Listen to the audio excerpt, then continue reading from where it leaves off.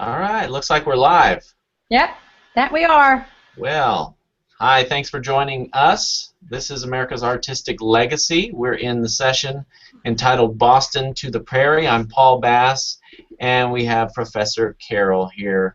Professor Carol her job today is to make me smarter. Okay? Oh So, dear, I should have had my Wheaties then. oh, well, we appreciate you for taking the time to teach us every week. Well, And you're this very kind. It's a this was material, it's pretty exciting material, and absolutely. you and I were just chatting before we went live about. I've never been known for short classes or short tests either. By the way, I might add. So, Well, I'm glad it's a good product, and to those of you who have been in the class for both semesters, it's rich. Definitely share it with your friends, because once this entire semester is going to be over, it'll be up there on professorcarol.com for who knows how long, for yep. until I guess as long as aliens, as long yeah, as we have until the aliens website, it'll be take the over the world or something, end of the world, probably. I don't Yes, know. yes, right. Yeah. Well, so you talk about general culture and society. In this unit, you did an activity where you pick the year 1895, a snapshot. Uh, so why did you pick 1895, and what conclusions do you think we can draw? Well, I thought it looked like a nice date when you wrote it down. Don't you think it looks good? 1895. Yeah, Sort of authority, serious, but not overwhelming. No. I didn't want to do 1899. That's just too. That's a given. The end of every century is a little bit crazy. It hasn't been that long ago that we ushered in the 21st century, and you remember how everybody was just going nuts with things, right? that's right. Our students, many of them would have been born right about then, or not quite yet born, but there was a lot of fear, trepidation, excitement. Ask your parents, if you're high schoolers or middle schoolers, ask your parents what was going on in 1996, 7, 8, 9, Y2K. That'll be a good dinner table conversation. Right. As we approach that 2000, which isn't quite yet the 21st century, I know, but the end of every century and the end of the 19th century, people were already looking towards the millennium that we experienced not that long ago. There was that sense of, but with a very optimistic view of progress. Progress was the watchword. So I just, you get drawn to looking at history, cultural history, at the ends of centuries. You see quite a lot. It's never, ever, ever dull. So I picked that one.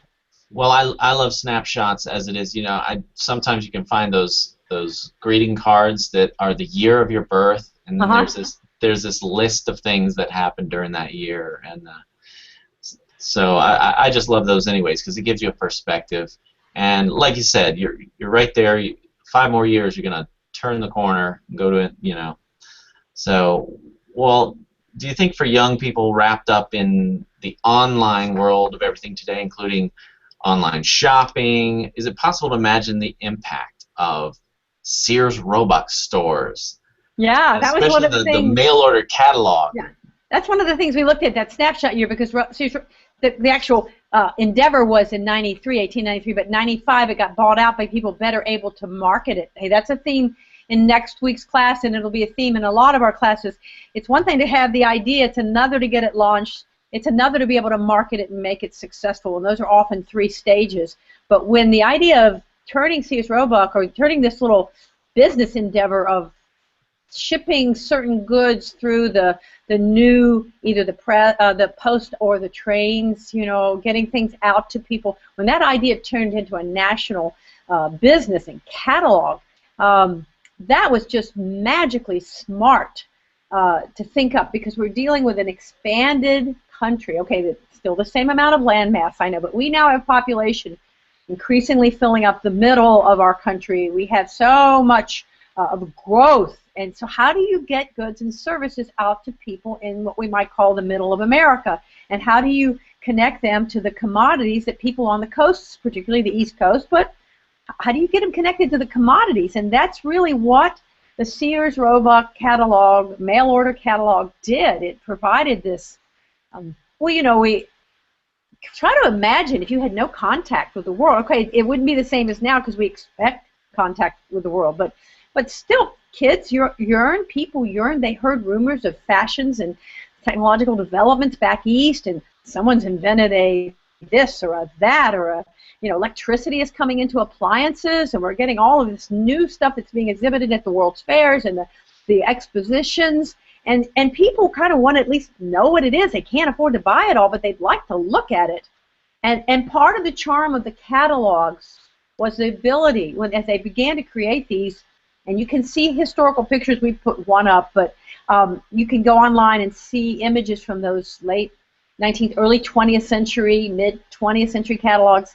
The idea that it would come to you and you could just spend as long as you wanted looking through all of the stuff and sort of imagine having it and what would it do to change your life. And I don't think you can completely get that sense of power and magic. Let me ask you this, Paul. Do you guys get a lot of catalogs in the mail at all? Is that still part of your mail receipt in your family? Well, interestingly, we do. I was thinking about that. What you were saying, that you're looking at this catalog and you can circle what you like and you make your plans. It represents progress in a sense. For me and for our family, we look and say, boy, we really would like this. We look at the catalogs for the stuff that you can't find at Walmart anymore. Wheat grinders and things. As we're kind of going back to the, we're trying to become pioneers again or something. But there's also the dolls, the American Girl catalog. They still print that out and send it out so that the children can look at that and make a lot of pressure for Dad. Well, see, now that's a great example that you said, American Girl's catalog, because look, the catalogs, physical form, are gone. They're out, relatively speaking. You don't get this thick Sears Roebuck catalog that we did for decades. Nobody can afford to send those out, and that's not how people shop. We go on eBay. But here's an example. I can think of that. American Girls is an excellent one. The catalogs that give you things like you're looking for, we might call it homesteading in the 21st century. And Vermont Country Store, there's another one which plays off the nostalgia market. So now, and has products that I remember growing up with, my grandmother would have grown up with. But I think American Girl dolls is an excellent example, because that catalog gets looked at, and you cannot tire of looking at it with your hopes, your dreams, and you might not get a single thing for a year or two out of it, right? Right. It's not cheap. It is not cheap. No, it is definitely not. We passed that stage in our household, but we went through it. And thank heavens that the girls can get a lot of joy out of looking at the catalog. And that's the impulse. You nailed it right there with that one. Well, I have to give you the song that came to mind then. Okay. The Music Man, the Wells Fargo wagon. Each of the characters, and I've never seen the movie. I do have the soundtrack, though, but we were listening to it in the car, and of course, all the different voices, each one is saying what they're getting, what the Wells Fargo wagon is bringing them. I just remember one of them saying, grapefruit from Tampa, and they just listing things from all over, bringing it to the town via the Wells Fargo wagon, things that they have ordered through these catalogs. Yeah, well, that is, we look at that as sort of charming, but we forget that's how people got the basic goods. And of course, it builds a multi-million-dollar business empire and model that will be followed by many companies, not all successfully, Montgomery Ward and others. And we look at it now. Where's all that gone? We no longer function that way. But boy, in 1895, this is an idea that's just sprouting like a bulb out of a flower pot, and it's going to change the way people look. Instead of locally, they're going to be looking nationally. And that's this thing I keep talking about, mass culture, that we are very much involved in. It just has its cradle years in these decades, which, again, why 1895 is so interesting. Then you add the technology into that, and, the increasing ability to capture photography and motion pictures of sorts. They're not where we are yet, and they're not talkies yet, but you can get images, and we'll have one in the next session. We have a little brief clip that I send you to in the assignment, of a very famous clip of Mark Twain, Samuel Clemens, as an older man. But, we can now film people who are famous and preserve their voices on gramophones, and we can take their photographs, and that just changes everything. It's just earth-shattering. We want our students, whether younger people or adults can relate to this more, but still, we just want you to be just shaking with excitement over this stuff because it just it shuts the door on a limited past, seemingly, and it opens it to all of the possibilities. Okay, well, this is maybe way off subject, but as we did delve into the world of photography, okay, we definitely, I would say we started to look at history differently. We had more images out there, yes? Yes. Okay, well, what did that do to the world of painting? Well, yeah, now that is really one of the most interesting things. I remember when I was first basically taught to understand, and this came rather late in the game, because, I mean, I'm sure I had been taught it, but it didn't stick, to recognize that once you have photography as a fairly common possibility, at least, you know, it's not everywhere, but it's possible. Where are the painters? Where are, you know, painters did documentary paintings of battlefields. They did, they painted coronations. They painted everything. They painted the family portraits, the individual and the collective. They painted the old home place. They did everything. And now the painters are going to have to make a decision. And what will photography initially try to do? Imitate portrait painting. Imitate that which has been for centuries, you know, polished by painters. And now, initially, you remember the old pictures and everybody standing there as if they're, you know, they're posing for 28 hours for that family portrait, which of course doesn't work as well on photography. I wish I could show it, but I have to scan it sometime. We got a picture of our family, our great, I think my father's grandfather or something, in West Virginia, up in the hollows, and they were trying to do the granny, the grandfather sitting in a chair, the granny standing, the little boy. You know, it's just the classic with the old house in the back out in the mountains of West Virginia, and the dog was supposed to sit there, and the photographer, and you can imagine how complicated this was. This goes back probably 1905 or further, and the dog, this wonderful dog, may he rest in peace, you know, this dog leaps up at just that second. If it could go viral today, I bet it would, you know, and just completely explodes into the picture, which I'm sure got everybody very upset, you know, because it wasn't acting as if it were in a portrait, you know, where the painter could make it sit, you know. I mean, when I look at that picture, I think, there you go, that's the changing world, instant. Catch it now. Don't compose it. It is happening now. And, of course, it's going to change how we view war, because when you start having Matthew Brady, as we'll be talking about it next week, but we can talk about it now, Matthew Brady going back and taking thousands of photographs before and after battles, you know, in the Civil War, being documented in detail. You cannot change what that does to our consciousness about war, not just ours, but all over the world. I agree totally. So we're talking about general culture and society. Let's move into music. Okay, what about Amy Beach? She holds a special place in American music. You brought her up. What can you tell us about her? Mrs. H.H.A. Beach. Yes, H.H.A. Beach. Yes, and you know, she was quite a woman. And when I came through school, we didn't learn, you know, I'm sure when I was a kid at some point, if you'd asked me, and were there women composers, I would have probably said, I don't think so, because I'd never seen about anything coming up as a piano student in the 50s, you know, early 60s. And Mrs. H.H.A. Beach, which is how she liked to be referred to, because she was, thank you, Mrs. H.H.A. Beach, but we tend to call her more Amy Beach now.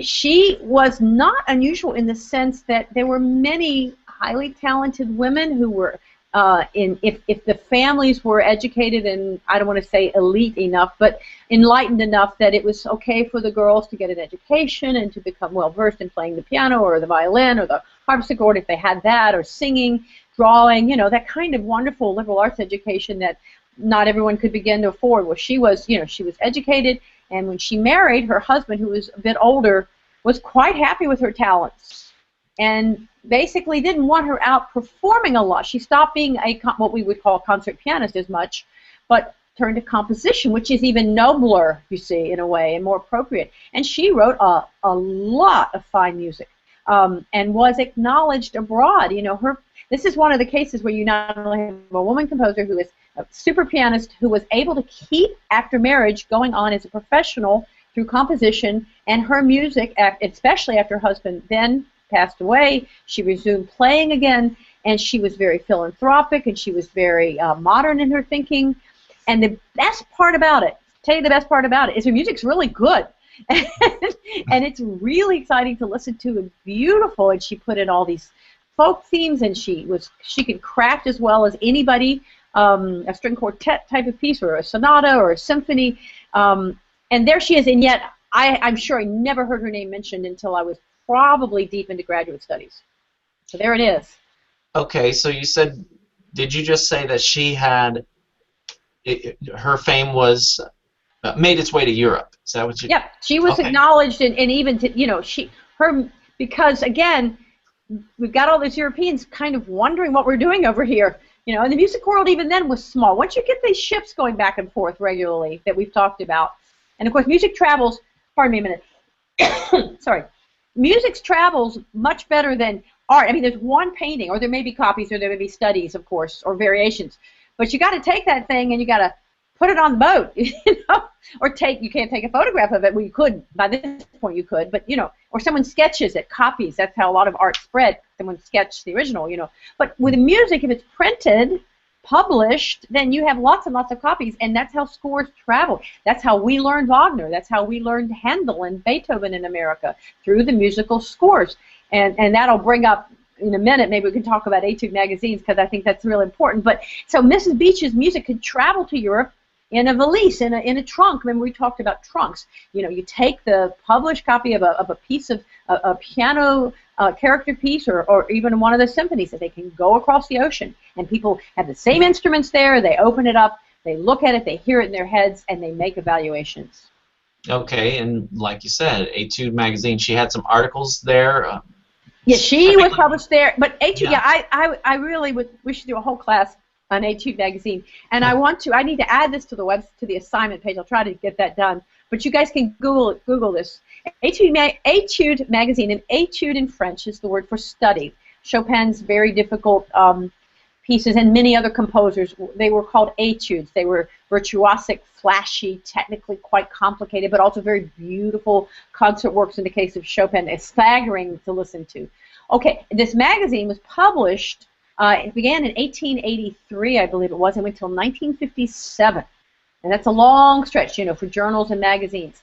And so we got to give it a 60 plus, 70 almost year, you know, run, where this became the voice of musical life in America. There were others, but not with that kind of clout. And what I want to invite people to do is get online, because there's quite a bit of it that you can read online.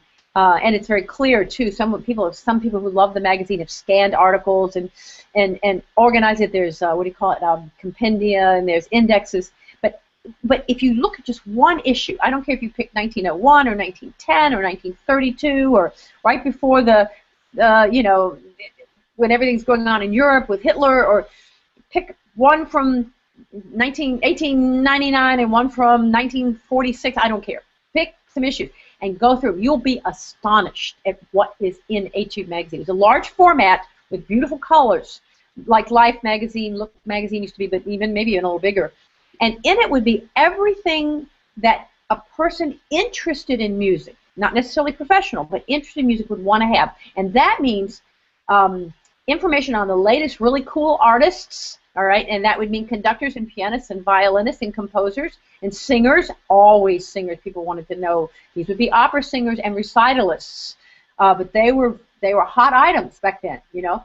It would be information about the latest methods of teaching, pedagogical information. So all kinds of you know, how we're the how-to culture, the go to the bookstores today, how to do this, you know, the self-help books. This was self-help on learning music, how to play the piano, how to hit the high notes if you sing arias, how to care for your violin bow, because remember, people were involved in music. All the people that today with their iPads, and you know, they like music, so they have all the stuff. Well, people then had to learn to play or be around people who played. So people either were close to the stuff or they had the stuff, and they were learning, their children were learning, their granny learned and taught, and so there was a lot of domestic music making. So people wanted, when this Etude magazine showed up in the mail every month, or wherever you got it, you went and bought it, you had all of this current, we can almost call it gossip and interesting information. You had the latest on techniques and technologies and manufacturing, you know, what this Chickering piano people were doing and what this person who made violin in Boston was doing. And then you had all of this stuff where people wrote in their advice about teaching and composing and conducting and what kind of music to, sheet music to buy and what was better and what, you know, like recipes almost for how to have a rich domestic musical life and stay in touch with the professional musical world all around, certainly the East Coast. And then you had this great thing that used to still be a big part of magazines.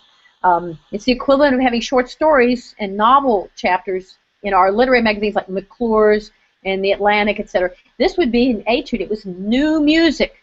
So you would open it up and you would have piano music, you would have songs, you would have duets. So you got a bunch of new music in every issue, pages and pages, and you could sit down and, you know, immediately start playing. You know, it's like getting the latest video game, I guess. So you had all of this in a fairly small package, and advertisements, lots of advertisements, and not just musical items, but also tonics and you know, the latest, the best jacket to wear when you go to a concert. You know, I mean, it's just a compendium. A2 magazine, and there's a lot. I looked on eBay just to see what it would cost, because I have a big box of A2 magazines. I'm not sure what I'm going to do with them. Anybody interested? But you can get quite a few A2 magazines, even if, you know, people are selling 3 that they found in their great-grandmother's attic, or they're selling 21, and some of them are quite, some of these smaller personal collections people are offering are really very reasonable. Somebody got curious or was doing a history project in American anything, and you pick those years and you look through A2 magazine, you will get a snapshot. I'm going a little wild on this, but I was surprised to see what was on eBay. You know, nowadays we don't go to Sears Roebuck anymore, do we? We go to eBay. Yeah.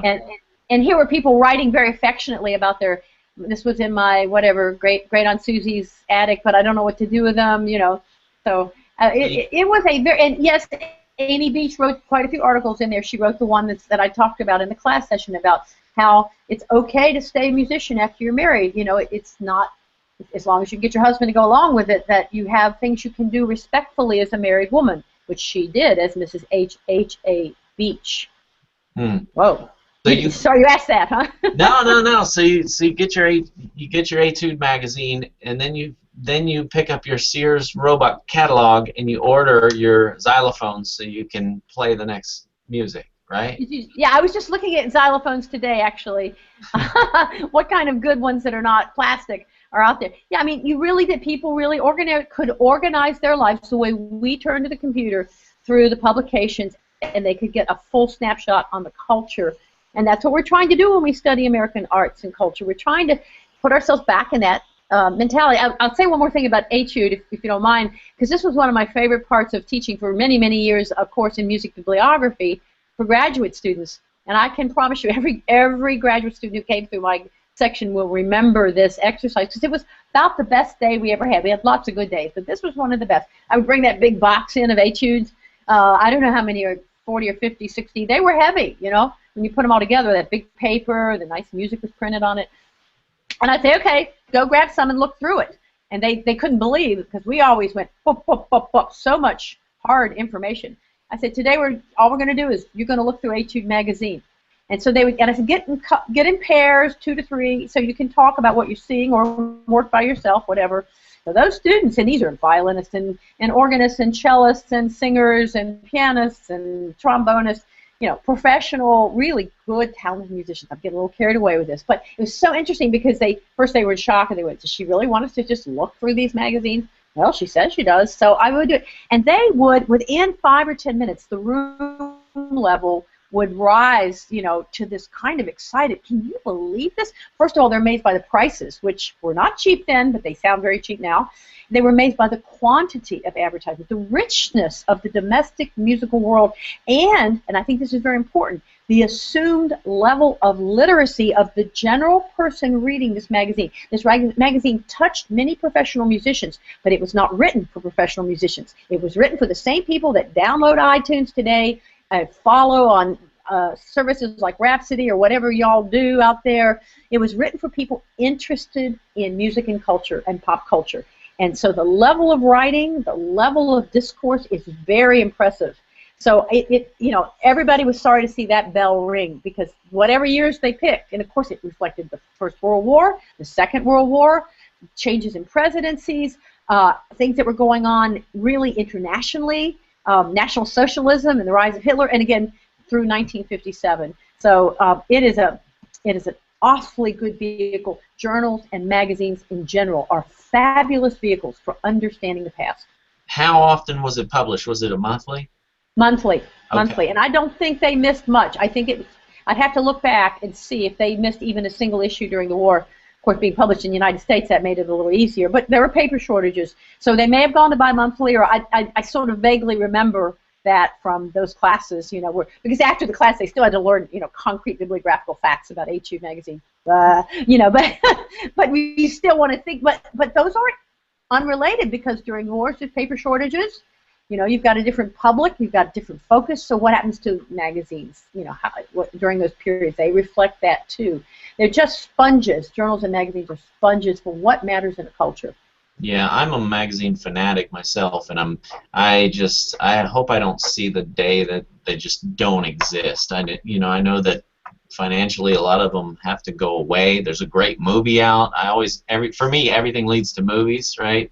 For you, which one is this? I don't know this movie. There's a great movie out now called The Secret Life of Walter Mitty. Oh, okay, yeah. Yeah, and the backdrop is the last issue of Life, or is it Time or Life magazine? Now I don't remember. I think it's Life magazine. And that last picture that they're going to put on the cover, and it's sort of an ode to the paper magazine and the sad fact that so many of them are having to go away, and it has nothing to do with anything, but it's just I'm a magazine fanatic. So no, I mean, but that is very important, and cover art.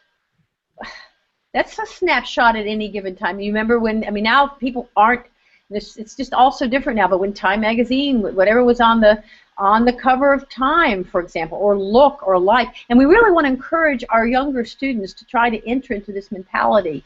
That cover sat out on your coffee table for a week or 2 weeks or a month, and that's what you had in your. Every time you walked past that piece of furniture, you saw those covers.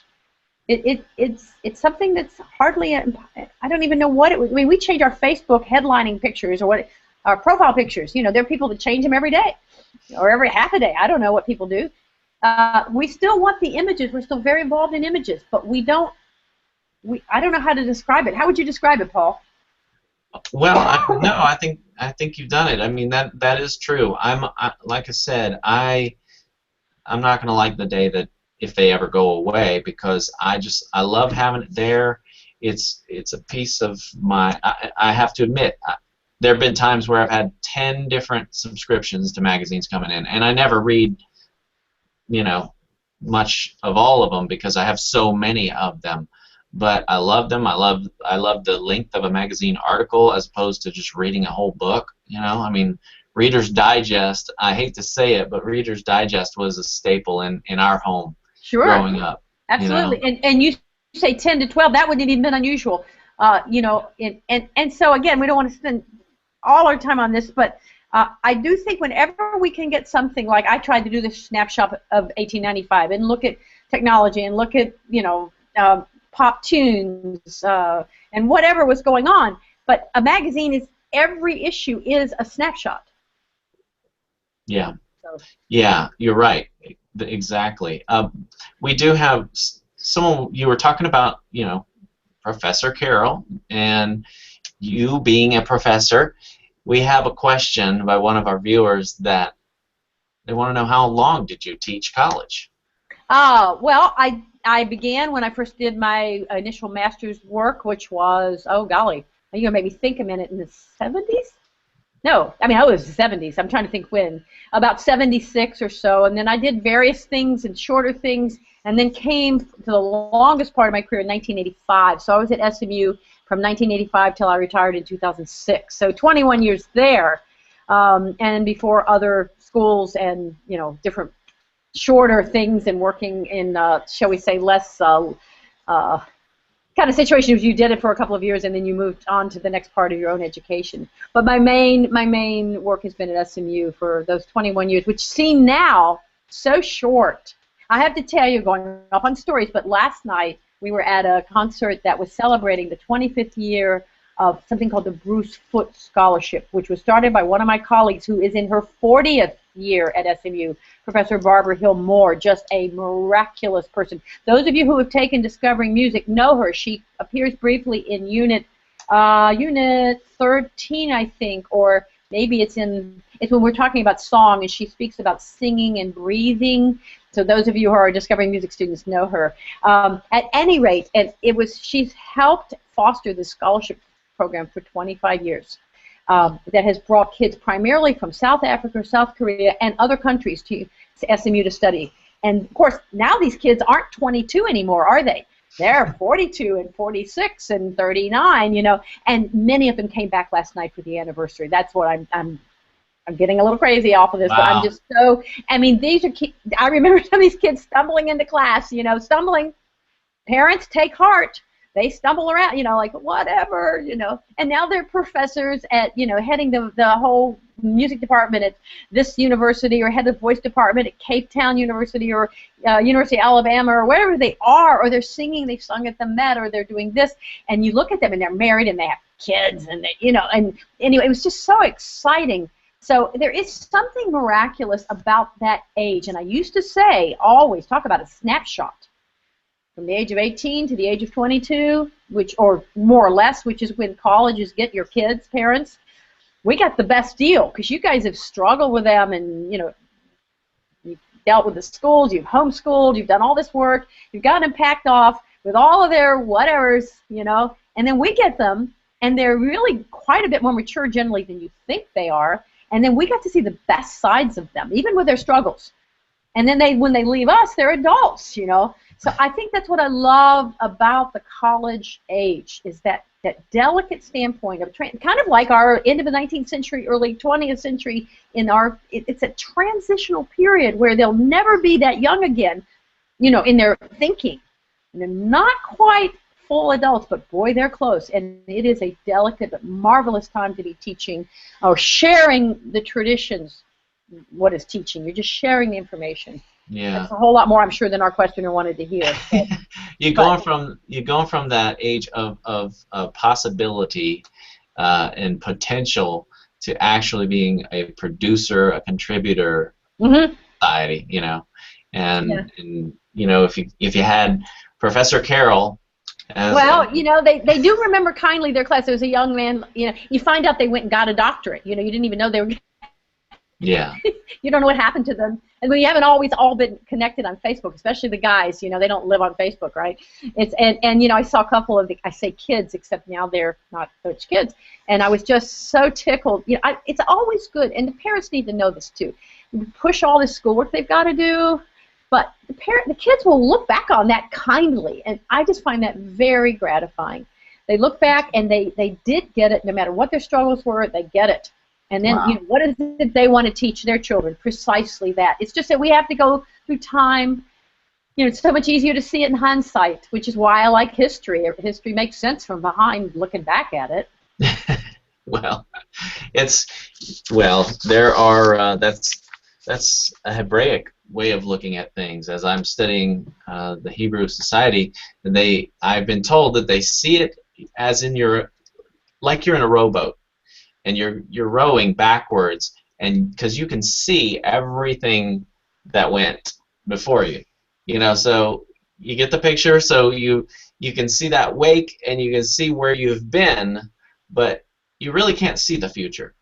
So taking that past, it helps to shape the direction that you're going. I don't know. I described it horribly, but that's what I've been told. That's good. I think that's good, and you know, it's only when you passed it you see. And I think again, when we go into the 20th century, there's nobody who was writing music in 1895 or 1905. I mean, a few people. The architectural movements that are going on, the squabbles over whether we were going to become industrial and build our skyscrapers, as we've been talking about in this course. with Louis Sullivan and all of this, or whether we're going to go back to nature, such as the arts and crafts movement, and we're going to look at simpler and natural materials and the sort of medieval touches of stained glass coming out of the whole English arts and crafts movement as we sort of close up our material today. But nobody there is thinking about trench warfare.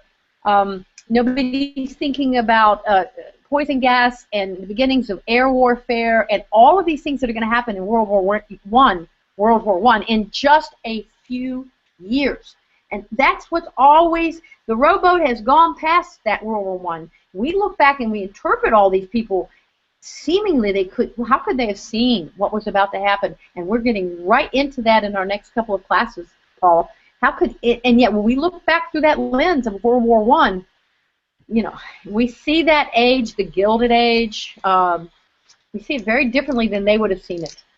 That's great, and I've really appreciated this session. It's starting to tie me in with my my ancestry. We're at this part where my great grandmother and my grandmother, right in that period of time. My grandmother, believe it or not, she was born in 1899, so we're getting there. For her, we in just 3 generations we've covered 3 different what am I trying to say? Centuries, yes. Centuries. Thank you. Now that's fantastic. But it's getting interesting. Yeah. Well, and I hope that's what everyone will find, because when we were talking about Pilgrim or Puritan grave art, we can go see that if we're lucky enough to go and tour New England or tour the parts. But every one of us, even if we're only 15, or if we're 25 or 45 or 65, we're not that far away from the very people. We talk about Frank Lloyd Wright, or we talk about Chadwick, or we talk about the people in these units, and Scott Joplin. That wasn't very long ago. It seems that way to a 15-year-old, but if you're 15 and you're one of our students in these programs, you go find the oldest person in your church, your synagogue, your neighborhood, and then ask them what they were doing as children, and it's going to take them right back to almost the period we're talking about now, as with your grandmother, and when that Sears Roebuck catalog came in, and many other things. Homesteading is going on into the teens and 20s. Homesteading is huge in our country's history, and we're still fascinated by it. Why else are we reading the Little House on the Prairie books with the same enthusiasm? We are fascinated by that period. Absolutely. Well, thank you so much. Let me just make sure that everyone knows that join the course, share the course with your friends. This video itself will be on YouTube. It will be posted on Facebook as well. And once you see it on Facebook, we appreciate it if you'd go ahead and share it. Share it with your friends. I think that this is a great unit and a great course. And of course, it's not the only one. What are the other courses that you've got on the professorcarol.com site? Well, when you come in with the Circle of Scholars with us, which we hope everybody will do, you're going to have access to our Discovering Music in an expanded and very, I think, very wonderful form, because of the click-throughs to the arts and the musical scores and all the visual, the listening, etc. It's just, I like that online format. I like the hard copy forms of our material too, but there's something to be said by all of that power, what you can do with an online format that you cannot do with a dearly beloved but spiral-bound book, But anyway, we have Discovering Music. We have Imperial Russia, which now that the Olympics has just closed, a lot of people are, getting very interested in learning more about Russian history, and we've really seen an uptick in interest in that. I'm happy to say, and our early sacred music course that we're building and bringing out for you right now. It's there. We're just tickled pink with how diverse the material is, that we can incorporate the art, the philosophy, the archaeology, and clearly, obviously, the theology and the music of our early Christian roots. And we have other materials on writing and research, and whatever comes along, we try to get in there. So we love, and remember, once you're a member of the Circle of Scholars, your whole family's in. They can all do the courses. There's no limit on within the family of how you use that program. So we hope people will come and just be with us, and we'd love to get your letters. That's in your email, your letters. I get a few letters. Yes. I mean, I actually do, but most of it's emails, of course, and also we have a contact form. It all gets there. Faxes. Yes, keep those cards and letters rolling, as I say. Oh, absolutely. We're still a mail order mentality here, That's right. Well, I hope we get to continue that because, well, my daughters do too. They hope that we still get catalogs in the mail. Thank you so much, Professor Carol. Thank you, Paul, for being with us. We'll see everybody next time. All right. Bye, everybody. Bye-bye.